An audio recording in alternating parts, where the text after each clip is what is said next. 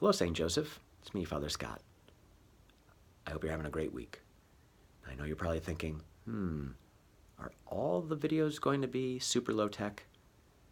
No, not all of them. They will eventually get better. But for now, yes, they're super low tech, especially this week, because Monsignor Mullen and I are with the seminarians and the Archbishop on our annual pilgrimage. So this video is coming to you from my room here at Savior of the World. I want to get you ready for the readings this upcoming weekend, the 18th Sunday of Ordinary Time. Now, if you remember from last weekend, we're doing a 5-week walk through the 6th chapter of John's Gospel, the Bread of Life discourse. But I want to talk about the first reading to get you ready for this weekend. The first reading is from Exodus. God has freed his people from slavery to Egypt, and yet they're grumbling. They want to go back to the food that they had there. It's kind of like the character from the movie The Matrix.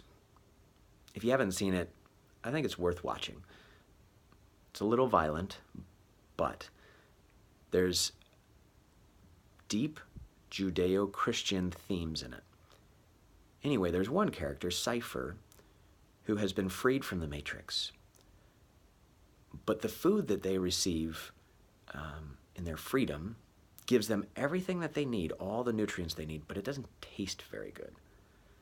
And so he wants to go back to the Matrix, where everything could taste good, and he could have those momentary pleasures. But the exchange would be that he would give up his freedom of no longer being enslaved by the Matrix. Just like the Israelites wanting to go back to Egypt just because they want to satisfy some of their desires, some of their very base, simple desires. God had been giving them and would give them food that would satisfy them, give them all that they need, but maybe it wouldn't taste as good. They wouldn't have those momentary pleasures. And so they were willing to go back to slavery. We sometimes are like that. God has freed us from slavery to sin, especially those of us maybe who have been struggling with certain sins for a long time. And we have that freedom.